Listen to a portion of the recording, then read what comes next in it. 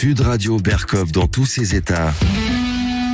Le face-à-face. Et dans le face-à-face, aujourd'hui, Jean-Marie Baudry, vous recevez Thierry Coste, conseiller de la Fédération nationale des chasseurs et auteur de ce nouveau livre, Dans le plan secret de nos élites contre le monde rural. C'est aux éditions Plomb. Bonjour Thierry Coste. Bonjour. Et bienvenue sur Sud Radio. Alors Thierry Coste, sans transition, on est passé d'une campagne militaire à la campagne tout court. Le plan secret de nos élites contre le monde rural. Tout ce que vous avez vu depuis 30 ans. Alors je vais vous rappeler, d'abord à ceux qui nous écoutent, qui vous êtes. Vous êtes lobbyiste, c'est votre métier, on peut le dire ainsi. C'est mon métier. Vous êtes l'homme qui a poussé Nicolas Hulot à démissionner parce qu'il était ministre de l'Environnement. Il a découvert que vous étiez présent à une réunion, il ne l'a pas supporté.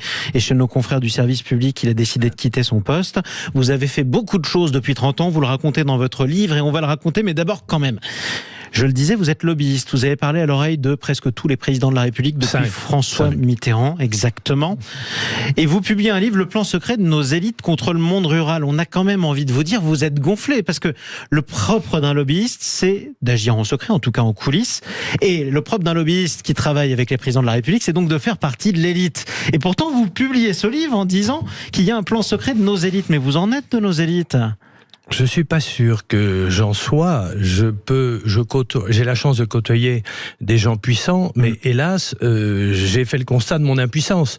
C'est-à-dire que vous avez beau parler à l'oreille des présidents, il y a une technocratie dans ce beau pays, à un niveau européen comme au niveau national, qui fait que, quel que soit ce que vous puissiez dire, ça bloque en dessous. Si on a un pays avec 400 000 normes pour gérer la vie quotidienne des gens, que ce soit à la ville ou à la campagne, mais à la ville c'est beaucoup plus conséquent parce que les entreprises sont plus petites, la distance est plus grande, la mobilité est une urgence. Résultat, effectivement, je peux constater depuis 30 ans que mon vrai combat, c'est pas de parler au président de la République, non, c'est d'arriver à faire en sorte qu'un arbitrage aille jusqu'au bout, jusqu'au dernier kilomètre. C'est que l'accord qu'on vous a donné soit suivi dans les faits. Et généralement, il ne se traduit pas ou il est déformé, ce qui est pire, puisqu'effectivement, on a une technocratie. Alors, dans les élites, je suis assez large quand même. Il faut reconnaître que parfois, certains syndicats, professionnels ou autres, ou salariés, veulent que rien ne bouge. Or, nous, ce qui nous intéresse, ce qui intéresse les gens, moi j'ai été agriculteur 10 ans, je suis un passionné du monde rural, je vis toujours à la campagne. Vous êtes franc-comtois ? Je suis franc-comtois, expatrié en Provence, donc je suis dans le sud, et je m'y sens bien dans le Haut-Var, mais honnêtement, j'ai passé ma vie à combattre la mauvaise application de ce que les politiques ont décidé. Comment c'est possible qu'on complique la vie quotidienne des gens dans les campagnes comme ça ? Et justement, on va en parler de ces petites complications.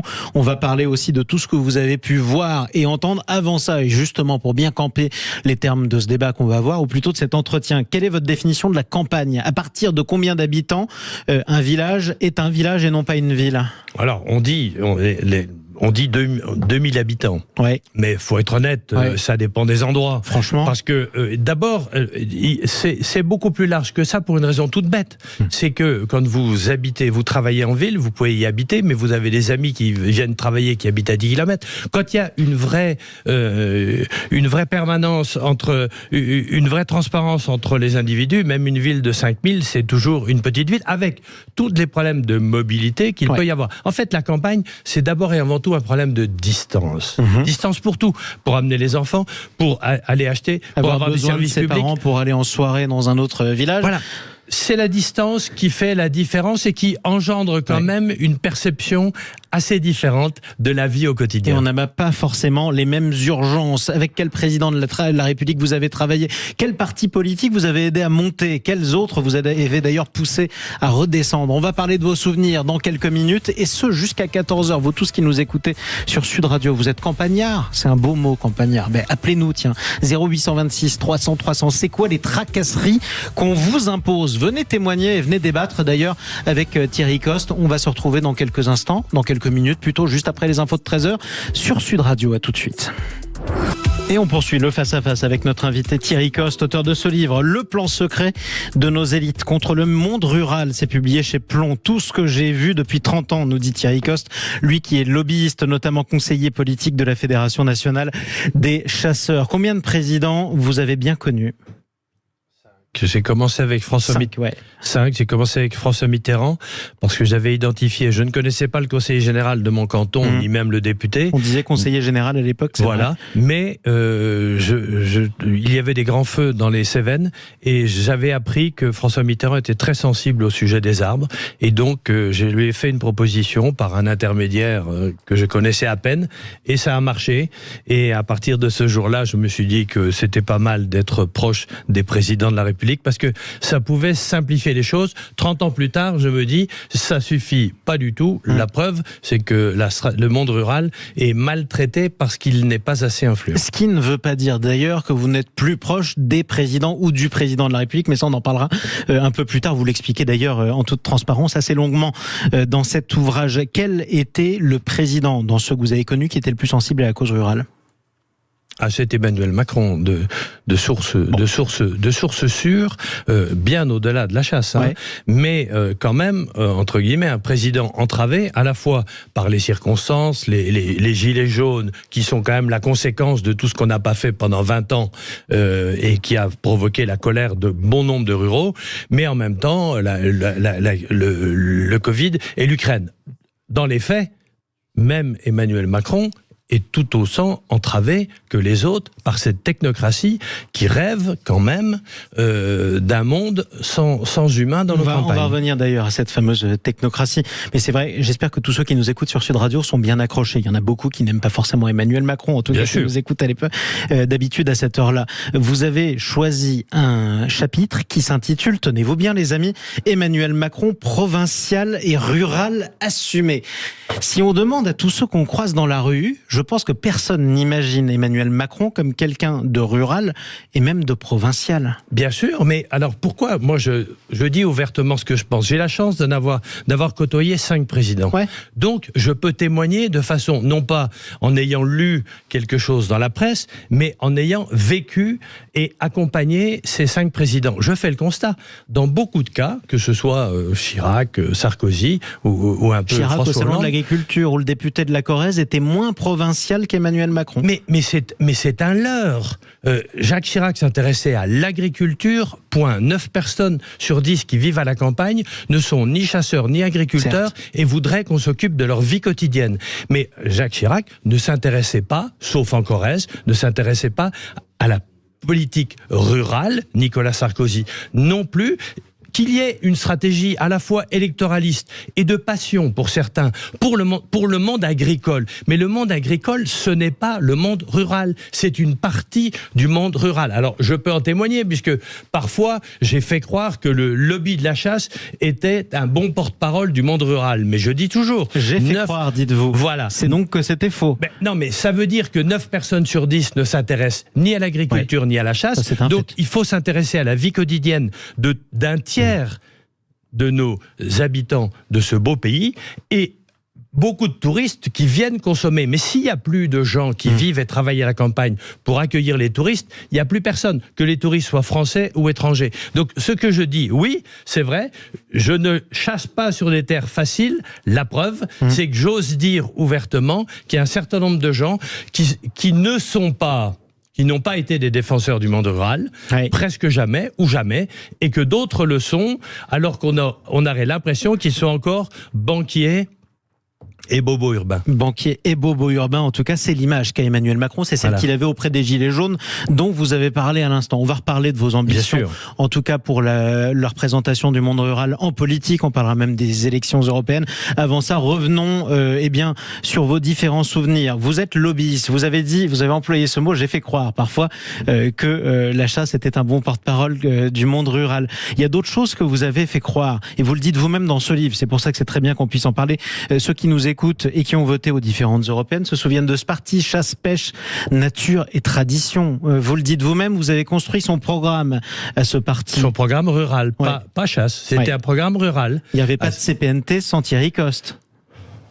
Oui, j'étais certes très très proche, mais l'analyse était simple. C'était qu'il fallait qu'on traite correctement ceux qui ont une passion rurale. À cette occasion-là, le thermomètre, on en reparlera pour l'année prochaine, le thermomètre était utile, c'est-à-dire qu'on maltraitait beaucoup, non seulement les chasseurs, mais les élus ruraux. CPNT et donc, était utile CPNT a été utile, donc j'en suis devenu le conseiller politique, et lorsque CPNT n'a plus été utile, je me suis occupé de le débrancher. Voilà, alors c'est même plus que ça. C'est une page plus loin dans votre livre. Je vous cite: par goût du travail bien fait, j'ai conduit toutes les polémiques contre CPNT et ses dirigeants en se rasant le matin. Le pauvre Jean Saint-Josse, qui était la figure du parti, entendait ma voix chez nos confrères de France Bleu Béarn, et quand il parcourait son journal préféré Sud-Ouest, il tombait sur une interview qui lui gâchait son café.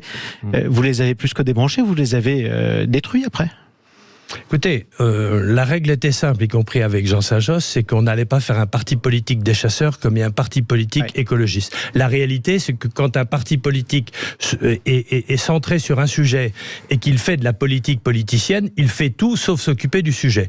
Donc l'idée, c'était d'avoir un bon marqueur. Résultat, Jean Saint-Josse a fait un score brillant, y compris à la présidentielle de 99. Oui, mais y compris avec 6,73, mais après 4,3 à la présidentielle, ce qui est énorme. Quand on voit juste ce qu'a fait Yannick Jadot l'année dernière avec 4,70. C'était une autre époque, 2002, c'est là qu'il y avait l'électorat était le plus éparpillé, mais vous avez raison. Oui, mais en même temps, il n'y avait pas de communication et tout le monde parlait non pas du maire rural qui était Jean Saint-Josse, mais on parlait de la liste chasseur. On a toujours cette tendance à marquer. La chasse, c'est un mode de vie, mais les gens qui chassent vivent à la campagne, dans 80% des cas. Ils sont minoritaires à la campagne. Et ils ont besoin d'avoir une école, une épicerie et d'avoir des services publics et surtout d'avoir un travail. Donc effectivement, je ne suis pas un petit saint, c'est pas vraiment l'étiquette qu'on peut me coller, et donc quand je fais un boulot, je le fais jusqu'au bout. L'objectif, c'était dans ces cas-là que la droite revienne au pouvoir et que les écologistes quittent le pouvoir.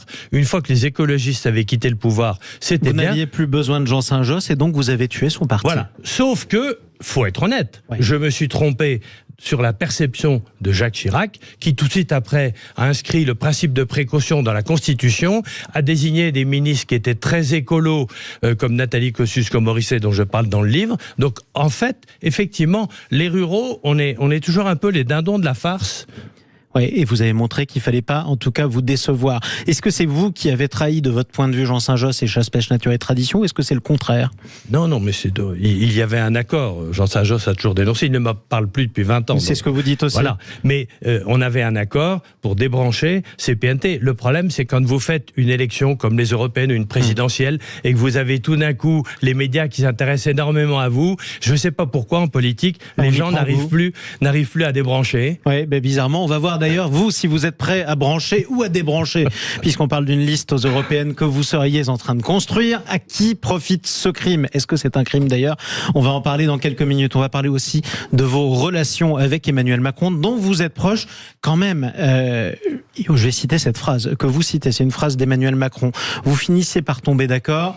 Il vous effleure la poignée de veste et vous dit: Thierry, tu as toute ma confiance, mais ne me trahis pas. On se croirait quand même dans Scarface.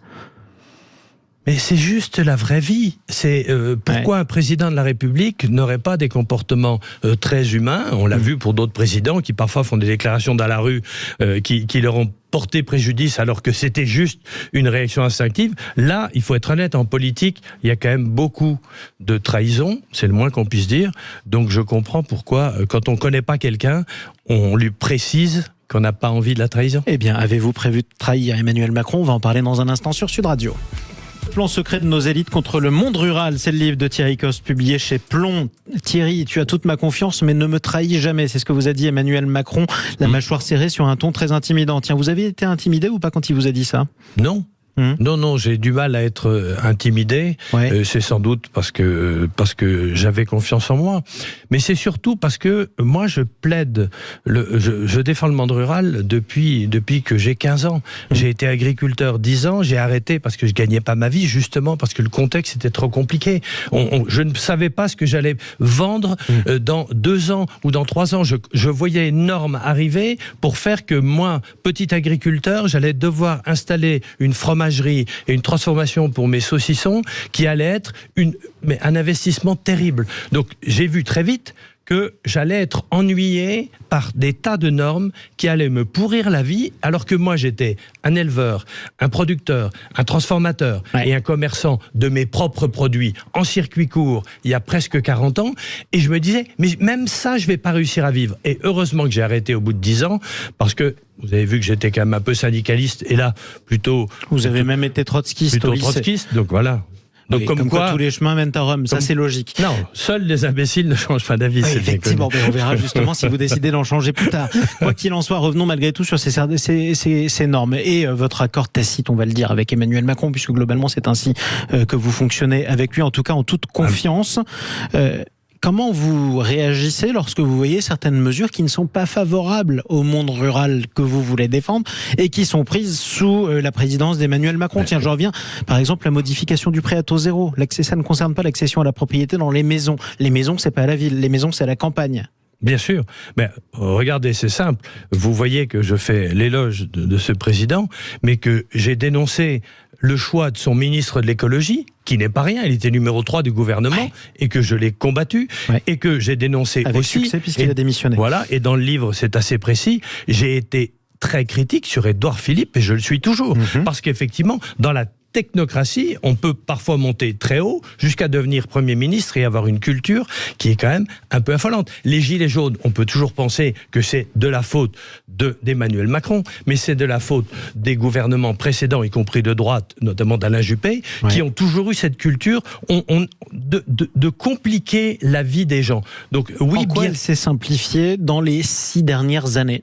Alors, le problème, c'est que on fait des ministres de la simplification à peu près tous les 2 ans. Je parle de la vie plus que du ministre. Mais là, c'est. Non, mais il y a eu cette obsession de simplifier les choses sur le monde rural au niveau des guichets. Alors, c'est vrai qu'aujourd'hui, avec France Rural, avec l'ensemble des guichets, sur la téléphonie, honnêtement, on n'a pas fait beaucoup de bruit. Alors, moi, ce que je reproche surtout à Emmanuel Macron, c'est d'avoir conduit une politique où il y a eu un certain nombre d'avancées significatives, où il y a eu zéro communication. C'est quand même génial de réussir ça. Je vous prends la téléphonie mobile. Exemple. La téléphonie mobile, c'est ce qui nous importe, nous, quand on est à la campagne. Parce que les zones blanches, c'est ras-le-bol. Surtout que vous vous dites, parfois, c'est tout plat ou en montagne, et vous n'avez pas de communication. Eh ben, c'est pas compliqué. Lorsqu'il est arrivé, c'est Julien Dormandie qui a piloté ça. Il y a eu une négociation avec les opérateurs. Ils ont facilité le renouvellement des concessions en exigeant que dans toutes les zones qui n'étaient pas assez rentables, les opérateurs mettent des antennes. Eh bien, on a vu le changement très vite. Alors, il y en a encore. La stratégie politique a été mauvaise puisque personne globalement le sait et on pourrait presque me demander pourquoi je raconte ça. Dans la réalité, moi j'habite à la campagne, désolé, j'ai été obligé de sortir sur ma terrasse pour pouvoir parler avec mon portable. Maintenant, je peux rester à l'intérieur de la maison, mais comme j'habite dans le sud, je vais souvent sur ma terrasse. On m'a expliqué que pour bien téléphoner, il faut marcher. Oui, parce qu'on est concentré. On est concentré. Ça fait toujours du bien de toute façon. La réalité, c'est quoi? C'est qu'effectivement, plein de choses commencent à aller dans le bon sens, avec les maisons de services publics, avec les maisons de santé, etc. Mais on revient de loin, et ça n'empêche, on a toujours des contraintes pour le médecin, pour le vétérinaire, il y en a pour de moins en moins. L'artisan, mais il y en a de moins en moins. Pourquoi? Parce que en fait, il y a une évolution de la société. Les gens veulent moins habiter la campagne s'il n'y a pas tous les services publics. Et puis la distance, faut être honnête, la distance c'est une réalité. Et parlons-en de la distance, on a besoin d'une automobile pour parcourir ces distances. Quand on fait des longues distances, tiens par exemple c'est le diesel le plus avantageux aujourd'hui, c'est ce qui coûte le plus, c'est ce qui consomme le moins, et pourtant le diesel est de plus en plus taxé. De la même manière, un certain nombre de véhicules, des gens qui habitent à la campagne ou à la proche campagne, ne pourront bientôt plus rentrer dans les centres-villes. Ce sont les zones à faible émission. Ça va pas dans le bon sens pour le rural que vous êtes. Ça va pas dans le bon sens, mais je vous rappelle que ça, c'est essentiellement des décisions européennes qui sont une véritable catastrophe pour le quotidien de chacun, parce qu'effectivement, même tout ça vient du fait que nous n'avons pas souvent envoyé des parlementaires qui se mobilisaient beaucoup au niveau européen, que pendant longtemps, le pouvoir politique européen s'est partagé entre 2 grands partis. En clair, circuler, il n'y a rien à voir. On se partage le territoire. Et cette culture de la norme, c'est la culture de l'administration européenne comme nationale. On peut parler du loup, on peut parler des zones d'artificialisation, on peut parler du prêt. Il y a des tas de choses qui sont d'abord européennes avant d'être nationales. Alors je vous l'accorde, les Français ont quand même une caractéristique, et les dirigeants français, c'est que généralement, quand il y a les normes européennes, on surenchérit avec notre administration. Exactement. Alors vous êtes un peu opiniâtre, mais on a quand même l'impression que tout ce qui se passe bien, c'est grâce à Macron, et tout ce qui va mal, c'est soit à cause de la technostructure, soit à cause de l'Europe. C'est jamais de la sienne. Non. Moi, j'ai longtemps et fréquemment, j'accuse Emmanuel Macron quand il y a des choses qui n'avancent pas. Exemple. Bien évidemment. Les zones d'artificialisation. Mais les mauvaises mesures. Par contre, il n'y a pas une seule mauvaise mesure prise par Emmanuel Macron. Mais bien sûr qu'il y a des mauvaises mesures qui sont prises. Pourquoi ? Parce que quand on a une vision un peu globale, on oublie que le monde rural ne peut pas avoir les mêmes contraintes. Les passoires thermiques, alors on va dire, c'est l'Europe, mais c'est aussi une traduction française. Absolument. Mais c'est une hérésie. Demain, dans nos montagnes, moi je suis un montagnard, demain, dans nos montagnes, il va y avoir des centaines de milliers de logements vides, parce que depuis le 1er janvier, il y en a un certain nombre qui n'a plus le droit de les louer. Sauf que les saisonniers qui vont travailler tout cet hiver, mais maintenant, heureusement, un peu l'été, ils vont faire 30 à 40 bornes pour pouvoir se loger. Mais c'est débile, alors qu'ils arrivent, ils vont bosser à 6 heures du matin, ils vont faire ce trajet, ou certains vont dormir dans leur voiture, dans un parking, parce que c'est trop cher. On est Donc aussi effectivement, en droit... je suis d'accord pour dire que tout ne va pas bien avec le président de la République actuelle. Ouais. Les choses s'améliorent, mais ce que je combats, moi, c'est la technocratie, parce que c'est la même depuis 30 ans. Revenons quand même sur les passoires thermiques. On est aussi en droit de parler de la responsabilité des propriétaires qui logeaient des locataires dans des logements qui étaient tellement des passoires thermiques que le chauffage était exorbitant. D'accord, il y a partout une responsabilité individuelle. Arrêtons de penser que c'est l'État, le président qui compte. Mais soyons honnêtes, dans beaucoup de cas... Construire des passoires thermiques à la montagne où il fait plus froid que dans une plaine, c'était quand même lamentable. On a construit des bâtiments dans les années 70 et 80. Honnêtement, les économies de chauffage, c'était pas le sujet. Donc aujourd'hui, quand on décide, je vous prends l'exemple, Isola 2000, 90% des logements à Isola 2000 ne respecteront aucune des règles, donc dans les Alpes-Maritimes, en montagne, ne respecteront pas les règles. Comment on fait ? Est-ce qu'il faut tout détruire ou est-ce qu'il faut être malin et annoncer qu'au lieu d'avoir 5 ans, on mettra ça sur 15 ans ? Parce que la plupart des gens qui ont un appartement ne sont pas tous des riches. Oui. Que celui qui est très riche puisse le faire, ok, mais il y a plein de gens, c'était leur façon d'avoir un complément de revenu, un complément de retraite, et aujourd'hui ils se retrouvent coincés, prisonniers, et ils ne peuvent même plus louer leurs biens. Il y a une logique, qu'est-ce que vous dites là sur cet aspect précis? On l'a d'ailleurs déjà dit sur Sud Radio. Thierry Coste, est-ce que vous êtes candidat aux prochaines élections européennes? Non, bien sûr que non. Moi, je ne m'intéresse pas à la politique. Tout le monde le sait. J'en ai fait un livre. J'explique que la politique, moi, je suis passionné du monde rural. Donc, c'est différent. Non. Ça ne m'intéresse pas, mais alors, je lance un think tank dont je parle dans le livre, qui s'appelle Nos Campagnes, qui va mobiliser une centaine de personnalités du monde rural pour expliquer. Non, je pense qu'il faut faire beaucoup de pédagogie. Il faut expliquer aux urbains qui viennent à la campagne, comme aux ruraux qui accueillent des gens, qu'on peut parler ensemble, qu'on peut cohabiter de façon intelligente. Je dis ça parce que l'intolérance, elle pointe partout, y compris chez les ruraux qui voient des gens qui débarquent avec des règles de vie de la campagne. Quand on fout le propriétaire du coq au tribunal lorsqu'on attaque les agriculteurs parce que les bouses... beaucoup parlé sur Sud Radio. Les bouses des vaches... Vous avez raison d'en parler, voilà. On est d'accord. Le patrimoine immatériel de la campagne et les modes de vie ruraux, on est d'accord. Reparlons des européennes. Les européennes, c'est pour moi un thermomètre à brancher l'année prochaine pour que le monde rural s'exprime fortement. Donc il y aura think tank. Donc il y aura non, le think tank n'a rien à voir. Le think tank c'est pour les 4 prochaines années. Je vous rassure, moi je m'intéresse surtout à la présidentielle. Mais il y aura une liste aux européennes. Il y aura une liste aux européennes. Il y aura une liste rurale. Enfin, pour le moment, il y a plusieurs chefs de file qui rêvent d'une liste rurale ou d'une liste élus locaux. Plusieurs chefs de file et un lobbyiste. Mais il y aura une liste. Mais il y aura une liste rurale parce que je pense que ça vaut le coup de prendre un thermomètre en 2024 sur ce sujet-là, histoire d'influencer les politiques, quels qu'ils soient, à la fois au niveau européen, mais aussi au niveau national. 2027 se prépare. Alors bien évidemment, je suis toujours accusé de quelque chose que je ne commets pas, mais on pense que cette liste, elle sert à quelqu'un. Moi, j'ai l'impression que cette liste, si elle existe, il faut encore, je vous rappelle qu'il faut 2 millions d'euros pour conduire une liste, et ensuite, il faut, si c'est une liste rurale, moi, j'ai pas l'intention qu'on ait une liste chasse et tradition.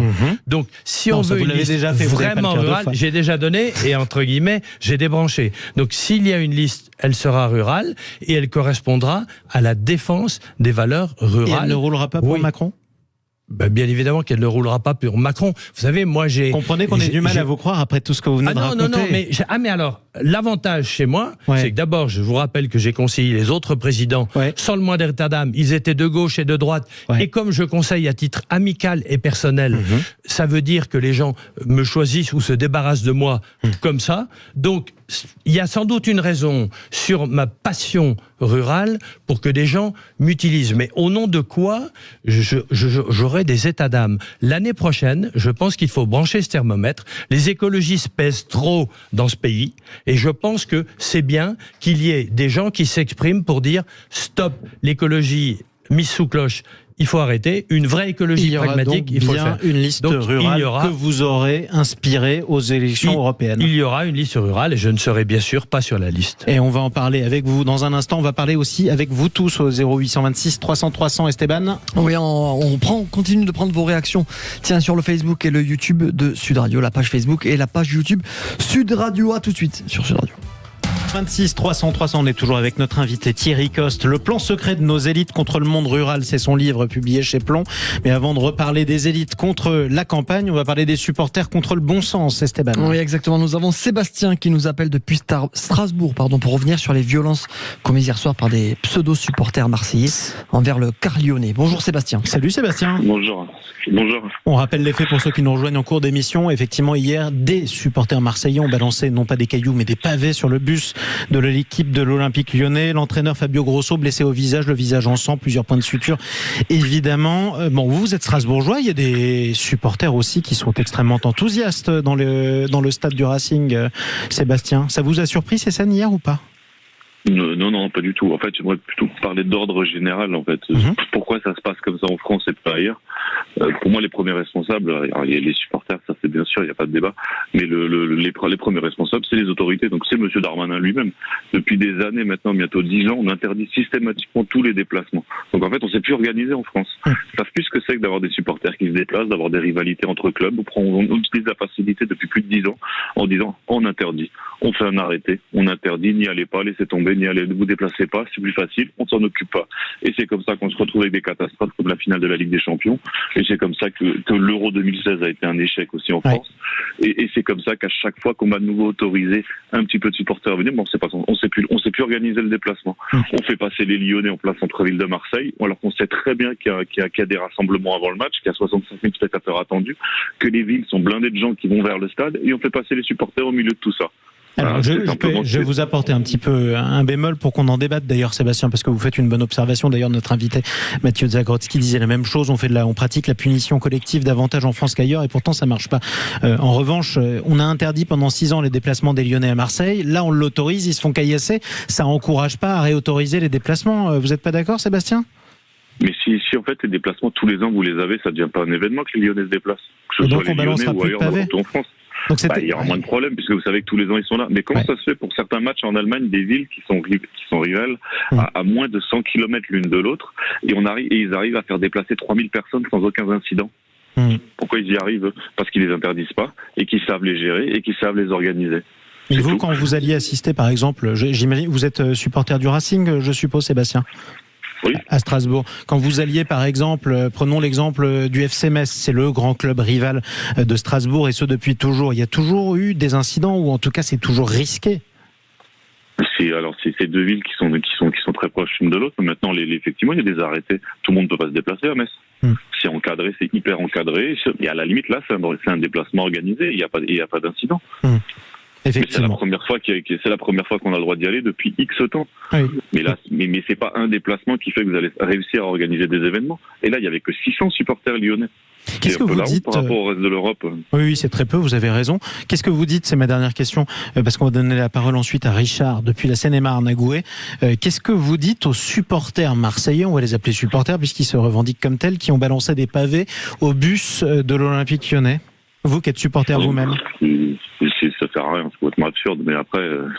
C'est Marseille, c'est encore un cas à part par rapport à beaucoup de choses. Mais il n'y a pas que des enfants de cœur à Strasbourg non plus. Je me permets, je suis supporter d'un autre club où il y a eu des dérapages aussi, si vous voulez. Donc c'est pour ça que je me permets. Il y en a partout, mais encore une fois, ça revient à la même chose. Pourquoi est-ce que le Carl lyonnais se retrouve en fait dans cette situation-là à un moment donné? Maintenant, si on sait que c'est un match dangereux, pourquoi est-ce qu'on fait venir le quart de Lyon avec les couleurs de Lyon dessus? On n'a qu'à faire venir un quart complètement anonyme, et personne ne sait que c'est les joueurs qui sont dedans. Et pourquoi on met qu'une voiture de police devant et derrière pour les faire venir, et on lui fait traverser la ville à des heures où il ne faut pas? Mais peut-être justement, Sébastien, parce que les forces de l'ordre ont mieux à faire en ce moment avec la montée de l'antisémitisme, des manifestations interdites à empêcher. Vous pensez qu'en Allemagne, ils n'ont pas les mêmes problèmes? Mais écoutez, en tout cas, moi j'ai vu quelques images de manifestations massives en Allemagne où c'était particulièrement plus intimidant. Mais je comprends ce que vous dites, Sébastien. Merci beaucoup en tout cas d'avoir pris la parole au 0826 300 300 depuis Strasbourg. Et puis allez le Racing quand même. Richard est avec nous. Bonjour Richard. Oui, bonjour. Bienvenue. Moi je voudrais faire Oui, merci. Un petit commentaire sur ce qui s'est passé. Alors, vous savez quoi, Richard? Vous m'appelez de la Seine-et-Marne au 0826 300 300 et vous illustrez parfaitement le contraire de ce que disait Thierry Coste il y a quelques minutes. Il y a encore apparemment des zones blanches dans la Seine-et-Marne. Alors, je vous propose de vous déplacer un tout petit peu. Le temps qu'on vous retrouve, je vais redonner la parole à Thierry Coste jusqu'à ce que vous ayez du réseau, Richard. OK? À tout de suite, Richard. Tiens, question Thierry Coste. Vous parlez du monde rural, là on parlait d'affrontements en ville. J'imagine que la première chose que vous allez nous dire, c'est que ça serait pas arrivé comme ça à la campagne? Oh là là. Vous savez, la nature humaine, je m'en méfie quand même. Et non, je pense qu'il y a un phénomène d'intolérance qui touche tout le monde, ville, campagne. Il y a ce côté communautariste qui se développe et qui est très inquiétant. Or, à la campagne, le monde associatif, donc du football, du rugby, etc., c'est encore une des valeurs fortes de proximité. On l'a vu pour le rugby, on l'a vu pour la polémique autour de l'événement organisé par Jean Dujardin. L'avantage du monde rural, c'est cette proximité et c'est le fait de parler. Ça ne veut pas dire qu'il n'y a pas de dérapage. Si on s'engueule, on risque de croiser la personne qu'on a engueulée toute la vie, donc c'est pour ça qu'on fait plus attention? Oui, ça ne veut pas dire qu'il n'y aura pas de dérapage, mais il faut être honnête. La preuve, c'est qu'on est obligé de remettre des gendarmeries dans les campagnes. Ça veut dire qu'il y a aussi des problèmes de sécurité. Mais il y a moins, sans doute, d'intolérance qu'ailleurs. Et c'est intéressant. On va en parler, dans quelques instants. La délinquance en zone rurale, les incivilités qui se multiplient, les agressions d'élus, y compris dans des villes de moins de 100 habitants. On a eu des témoignages édifiants sur Sud Radio. On a retrouvé Richard dans la Seine-et-Marne, où on écoute Sud Radio 99.9 FM. Vous êtes avec nous, Richard? Oui, je suis. Vous m'entendez maintenant? C'est beaucoup mieux. Voilà, on a retrouvé du réseau. Vous vouliez revenir vous aussi sur ces incidents scandaleux à Marseille hier? Oui, je voudrais dire que peut-être en France, il faudrait commencer à être un peu plus sévère. En Angleterre, ça a été aussi pendant des années, il y a eu des gros problèmes. Ils ont interdit à vie certains supporters. En France, il faudrait faire la même chose. Mais je veux aussi parler de l'attitude des joueurs aussi sur le terrain, des fois qui défient. On a vu l'attitude de Mbappé ce week-end. Il devrait se prendre au moins 3 matchs de suspension, mais il va pas se les prendre. On a vu le match Barcelone-Real Madrid, je sais pas si vous l'avez vu. Vous avez vu l'attitude de Vinicius envers les arbitres, sa simulation. On dirait qu'il a la jambe cassée. Le Real Madrid récupère le ballon et il se lève et puis il court comme un lévrier. Et ça, c'est vieux comme le monde. Voilà, donc et après on vient de passer 2 mois extraordinaires avec la Coupe du Monde de rugby où les joueurs, c'est extraordinaire, quoi. Moi, ça me donne la chair de poule quand je vois les supporters sud-africains avec les Français tous mélangés, les joueurs qui respectent l'arbitre, ils se taisent, ils ne disent rien. C'est extraordinaire. Un petit bémol, Richard, quand même. Pardon ? Juste un petit bémol, parce que on a toujours tendance à sanctifier un peu le monde du rugby et à diaboliser le monde du football. Des bagarres générales, y compris entre supporters, ça arrive dans le rugby. Pas plus tard qu'il y a 2 semaines, c'était dans les Pyrénées-Orientales, si mes souvenirs sont bons, en tout cas chez les Catalans. Esteban, vous qui suivez tous les matchs, vous pouvez le confirmer ? Je confirme, effectivement. Et on a vu aussi des vidéos des supporters anglais qui se sont battus pendant la Coupe du Monde au Vélodrome. Absolument, il y en avait un qui était déguisé en amiral Nelson dans le stade Vélodrome et qu'on a acheté un autre par-dessus la tribune, comme quoi, vous voyez, ça peut arriver aussi, Richard. Oui, mais c'est des exceptions, c'est pas la norme. Tandis que dans le foot, c'est des exceptions quand ça n'arrive pas. Vous voyez, donc c'est un peu différent. Ouais. Mais en général, oui, je vais vous le dire, mais il y a des cons partout, même dans le rugby. Exactement. Mais en général, il y a beaucoup plus de valeur dans le rugby que dans le football. Écoutez, Et surtout, faut commencer à responsabiliser les joueurs et les entraîneurs parce que ça devient du n'importe quoi.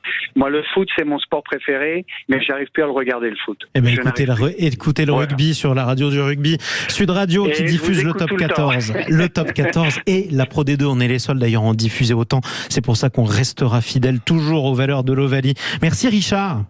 De rien, merci. Et profitez bien de la Seine-et-Marne en tout cas. Bon, vous parliez du sport plus pacifié, Thierry Coste, à la campagne.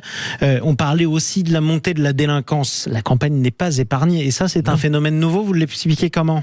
Oui, c'est un phénomène nouveau. Enfin, la montée de la délinquance a toujours existé, mais... Bien sûr, non, mais c'est un phénomène nouveau, d'abord parce que je pense qu'il y a un certain nombre de délinquants et trafiquants qui se déplacent vers les campagnes, ne serait-ce que parce ils ont un sentiment d'une meilleure impunité dans ces zones-là plutôt que dans les villes ou dans les banlieues où il y a eu des attaques, on l'a vu de plus en plus souvent. Mais donc, bien évidemment, pendant ce temps-là, nos technocrates se sont amusés à fermer 500 gendarmeries en se disant c'est pas grave, finalement la concentration des humains se fait sur la banlieue et la ville, donc on va mettre beaucoup moins de gens dans les campagnes. Je vous vois venir. Mais c'est juste une réalité. Non mais je sais. C'est juste une réalité. Et il y a 3 semaines à peu près, Emmanuel Macron a annoncé la réouverture de la recréation de plusieurs centaines de brigades de gendarmerie. Voilà, mais je pense que la reconquête du monde rural, c'est une réalité. C'est pas le fait du président de la République, c'est que c'est une réalité. On a de plus en plus de gens qui viennent consommer la campagne, qui viennent y vivre ou juste la consommer le week-end. Il faut avoir les mêmes conditions de sécurité, comme il faut avoir des services publics et des magasins pour pouvoir assumer correctement une vie relativement tranquille, parce que la campagne c'est aussi un truc, moi j'adore, on est bien, on se sent bien. Moi j'ai un jardin, j'en fais même un chapitre de mon livre, de mon jardin, parce que la réalité aujourd'hui, la pratique du sport et loisirs de nature, pas seulement la chasse ou la pêche, mais le VTT, l'équitation, etc., c'est des choses sympas qu'on peut faire et partager. Ça crée du lien, ça crée de la proximité, mais pour ça il faut juste qu'on ne complique pas la vie des gens qui ont déjà suffisamment d'emmerdes parce qu'ils vivent dans un endroit où les distances entre 2 points leur compliquent la vie. De façon provocatrice, je dis régulièrement que la campagne c'est beau, c'est la nature, mais ce sera toujours du goudron et du béton.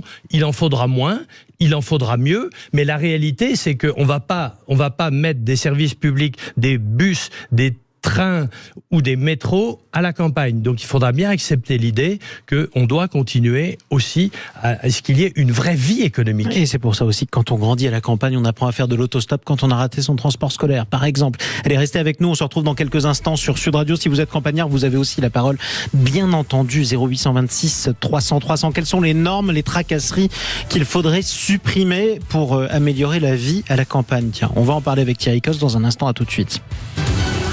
13h45, dernière ligne droite dans ce face-à-face où on reçoit Thierry Coste aujourd'hui qui vient nous voir pour son livre Dans le plan secret de nos élites contre le monde rural. C'est aux éditions Plomb. Et nous sommes aussi avec Philippe qui nous appelle depuis Caen. Bonjour Philippe. Oui, bonjour Monsieur Coste. J'ai deux questions. La première question, que représente le chiffre d'affaires du monde de la chasse sur le plan national, dans sa globalité bien sûr, mais aussi voir si on peut faire quelque chose, limiter les chasses commerciales. Monsieur Coste est parfaitement au courant, ça limite un peu aussi le territoire des petites chasses, on va dire. Là, il y a un effet domino. Et une autre question, je vous la pose telle que je la pense, d'accord ? Quel a été l'incident qui a fait que M. Hulot a donné sa démission quand vous avez assisté, contre son avis apparemment, à sa démission? Quelle a été la raison? Est-ce que vous étiez un soldat avec une mine antipersonnelle pour M. Macron ou c'était pas prévu au programme, quoi? Bon, écoutez, on va poser vos questions. Restez en ligne, Philippe. Vous êtes chasseur d'ailleurs, je suppose? Oui. dans le Calvados. Alors Philippe, je vais devoir vous recommander quelque chose, c'est d'acheter mon livre, parce qu'effectivement, non seulement il y a plein d'anecdotes sur à peu près tout le monde, mais je pense que ça peut intéresser même les gens qui ne connaissent rien à la politique qui vont rire, et il y a une explication de texte concernant Nicolas Hulot. Pour le dédicacer alors. D'abord pour la première question, c'est 4 milliards l'économie de la chasse, et une enquête vient d'être sortie il y a 15 jours, donc, mais il faut reconnaître que ce soit l'économie de la chasse, de la pêche, du golf ou de l'équitation, ce sont des activités qui sont à la fois des activités de loisirs, des activités de passion, mais c'est aussi des activités économiques. Parce que il y a, à part la randonnée où on a entre guillemets besoin de personne, sauf que vous êtes content d'arriver au village et d'acheter votre sandwich ou à manger ou aller au restaurant. Donc en fait, il y a beaucoup d'activités de nature qui sont des activités. C'est pour ça que je râle souvent en pensant que la seule activité économique dans le monde rural, c'est pas l'agriculture, c'est aussi la forêt. C'est réaliste, il y a une grosse production forestière. On n'a jamais eu autant de forêts, mais on n'a jamais autant produit de bois, et c'est tant mieux. Donc effectivement, le monde de la chasse, comme d'autres mondes, c'est à la fois une activité très populaire, mais c'est aussi une économie. Sauf que ce que dit Philippe, et c'est là-dessus qui vous interpelle, c'est les chasses privées commerciales qui sont vendues, qui prennent de plus en plus de place au détriment des chasses des associations communales, par exemple. Heureusement, voilà, mais Philippe n'a pas tout à fait raison, mais dans certains départements, c'est le cas, et c'est rageant. La preuve, c'est qu'on a vu la dégradation de la Sologne, avec du grillage partout. C'est quand même un peu affolant d'avoir juste des chasses commerciales où les gens ne sont pas des chasseurs. Il faut rappeler ce qui se passe dans la Sologne, c'est assez particulier. C'est-à-dire que vous avez des grandes fortunes qui possèdent des propriétés gigantesques dans lesquelles ils chassent et ils les ont grillagées. Voilà, et en même temps, monsieur et madame tout le monde. Voilà, voilà. Je pense que la chasse populaire, c'est la force de ce pays. On a cette chance-là, et c'est vrai que on arrive à pratiquer cette activité avec peu d'argent, mais pour ça, il faut effectivement éviter qu'il y ait le développement des chasses commerciales. Il y en a quelques-unes, ça gêne pas. C'est s'il y en avait trop, il y a peu d'endroits où il y en a trop, parce qu'économiquement, c'est pas toujours simple. Bon, ben faites-vous dédicacer le livre quand vous l'aurez trouvé, Philippe. Oui, il n'y a pas de problème. Et la dernière question sur M. Hulot, alors dites-nous tout.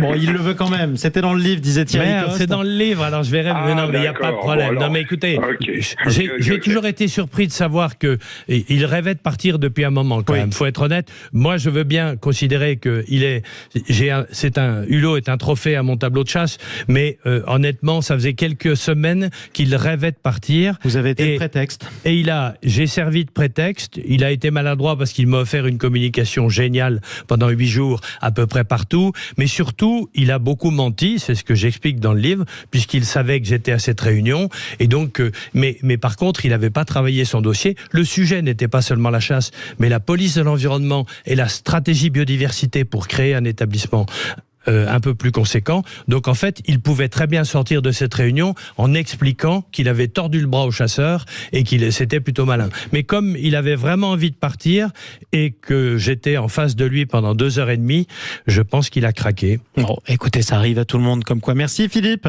de nous avoir appelé. Merci M. Coste. Le Calvados au 0826 300 300. Tiens, vous parliez des chasses commerciales. Un certain nombre d'agriculteurs se mettent à replanter. J'y viens, c'est une transition toute trouvée. Vous en parlez beaucoup dans votre livre. Un certain nombre d'agriculteurs se mettent à replanter des haies. Ça permet de faire revenir la biodiversité dans les champs parce que les remembrements ont tout rasé. Et en plus, ça leur permet souvent de faire des chasses. Alors, je ne sais pas s'ils font des chasses, mais la réalité, j'en parle énormément dans mon livre parce que quand j'avais 14 ans, j'étais déjà mobilisé sur ce sujet des haies. Je pense que la haie, dans l'espace ordinaire, c'est un truc génial. Ça sert à tout le monde. Ça sert aux randonneurs parce qu'il y en a au bord des chemins. Ça sert pour la faune sauvage, ça sert pour la chasse, ça sert pour la biodiversité. Mais regardez, c'est l'exemple même de la technocratie. Depuis 30 ans, tout le monde est d'accord pour dire que la haie, c'est un élément utile et structurant. Depuis 30 ans, on en arrache terriblement. Il y a un rapport qui est sorti. Qui les ont arrachés sont les agriculteurs. Non. Les technocrates, ils ont facilité l'arrachement. Pendant longtemps, on a financé l'arrachage de haies. Pendant longtemps et encore aujourd'hui, on a introduit des clauses de protection des haies qui sont tellement rigides que les agriculteurs ne veulent plus planter de haies parce que c'est trop rigide. Ils sont obligés de mettre du pesticide trop loin et que c'est pas bon pour leur culture. Donc on marche sur la tête et ça, et donc, que ce soit quoi, il faut planter des haies d'une part et laisser déverser du pesticide juste à côté ? Non. Sur les pesticides, entre guillemets, dans mon livre, vous noterez que moi, je me suis engagé sur les néonicotinoïdes. Absolument. Et ça m'a valu que les agriculteurs, les syndicats agricoles ne veuillent plus me parler pendant 2 ans. Donc j'assume complètement. On s'en souvient très bien. Willy Schran, le président de la fédération, était venu sur Sud Radio expliquer que les néonicotinoïdes étaient probablement responsables de la diminution des perdrix. Voilà, donc de la diminution de toute la faune sauvage. Il ne faut pas juste ramener les choses à la chasse. Moi, je suis un défenseur, je suis un écolo convaincu, je suis un vrai passionné du monde rural, je suis photographe animalier, je suis naturaliste, j'ai vécu des centaines de nuits dans les forêts, je l'explique dans mon livre, mais tout ça pour dire que, regardez, quand des gens hors sol décident de règles et de normes, pendant 20 ans on les applique, et aujourd'hui on fait le constat, le gouvernement vient d'annoncer un méga programme de plantation de haies, mais on en arrache encore 20 000 kilomètres par an. On est à côté de la plaque. Alors, dans les élites, pour moi, il y a aussi les professionnels des syndicats agricoles qui, pendant 20 ans, ont répété la même chose. Il faut arracher les haies, il faut mettre des pesticides. Je suis désolé, l'agriculteur, il pense surtout à la fin du mois et à son revenu. Donc, c'est pas compliqué. Quand on accompagne les transitions, moi, je plaide pour qu'on accompagne les gens. Chacun est capable de changer ses pratiques si elles sont polluantes, si elles sont destructrices. Mais il faut accompagner les gens. Et au bout du bout, il faut avoir, à la fin du mois, un revenu. Faut jamais oublier que la politique rurale, le vivre et travailler au pays, c'est d'abord un problème de fin du mois plutôt que d'un problème de fin du monde. Alors, on peut parler aussi de cet autre aspect. Tiens, comment adapter ces pratiques ? Le pastoralisme en but au retour du loup et parfois même de l'ours. Comment on fait pour les faire cohabiter ? Moi, je ne suis pas pour la cohabitation, que les choses soient claires. Je considère que c'est pareil. Europe et technocrates français, on a la culture du cliquet. Cette espèce se portait mal. On protège l'espèce. Sitôt que cette espèce va bien, on ne veut plus la toucher parce qu'on l'a protégée avant, on n'y touche plus. C'est pareil pour le cormoran dans les rivières. Donc vous n'êtes pas pour la cohabitation ? Moi, je suis pour que dans tous les secteurs où il y a du pastoralisme, on réduise de façon drastique le nombre de loups. L'espèce se porte bien, il faut en prélever 300 tous les ans pendant 3 ans, et quand on aura fait ça, moi, la biodiversité dans les montagnes, c'est les bergers et leurs troupeaux, c'est pas les loups. 0826 300 300 Esteban. Oui, décidément, vous êtes beaucoup à nous écouter dans le Calvados, puisque nous étions avec Philippe il y a quelques instants depuis Caen, et là nous sommes avec Mickaël depuis Caen. Bonjour. Salut Mickaël. Bonjour. En quelques mots, puisqu'on arrive au terme de cette émission, allez-y. C'était pour réagir par rapport au sujet de la délinquance en campagne. Auparavant, j'étais dans un village où il y avait le garagiste qui s'était fait cambrioler par 3 individus et malencontreusement, il n'avait qu'une seule arme pour se défendre, c'était son fusil de chasse à 2 coups. D'accord. Et dans l'absolu, ce qui aurait pu éviter le drame, à savoir qu'un des agresseurs a été blessé blessé sur le tas, l'idéal aurait été d'avoir un fusil pour lui à 5 coups et de pouvoir tirer en l'air et de pouvoir laisser mettre en joue les personnes qui sont rentrées dans son garage et les laisser s'attacher en attendant que les flics arrivent. Chose qui peut pas se faire aujourd'hui parce que la législation de la chasse n'autorise pas des fusils à plus de 3 coups. Et du port d'armes, et qu'on n'est pas aux États-Unis, Mickaël. Oui, on n'est pas. Non, mais certes, on n'est pas aux États-Unis, mais on a aussi la jurisprudence Donjon, et en France, on a le droit qu'à deux façons de s'armer, c'est le permis de chasse et la licence de tir. Mais je vous propose, mon cher Mickaël, que je fasse répondre un bon connaisseur des armes et du droit des armes, qui est Thierry Coste. Merci pour votre appel. En tout cas, Mickaël, depuis le Calvados, Thierry Coste. Oui, non, mais il y a 5 millions de détenteurs légaux d'armes à feu. Moi, je ne souhaite pas qu'on parte dans la dérive américaine qui est du port d'armes sur soi, la détention d'armes, y compris de tirs automatiques. Donc c'est clair, on est bien encadré. La loi est bien encadrée. Pas plus d'armes, plus de gendarmes en gros. Voilà, on n'a pas d'usage autre que pour l'activité sportive, et c'est tant mieux, ou l'activité de loisir. Et je pense qu'il faut en rester là. C'est pas mal. Il vaut mieux dans ces cas-là que les gendarmes soient beaucoup plus présents, ou que des caméras soient installées. C'est ce qui se passe d'ailleurs de plus en plus souvent, pour pouvoir on va en rassurer. parler peut-être avec vous. Merci à vous Thierry Coste. Je rappelle votre ouvrage Le plan secret de nos élites contre le monde rural. C'est publié chez Plomb. La suite de votre journée à l'écoute de Sud Radio. Tiens, justement, on parlait des places à Brigitte Lahaie. Sud Radio, c'est juste après les informations de 14h. Pardonnez-moi ce calembour, mais il fallait bien le faire à un moment. Bonne journée à vous à l'écoute de Sud Radio.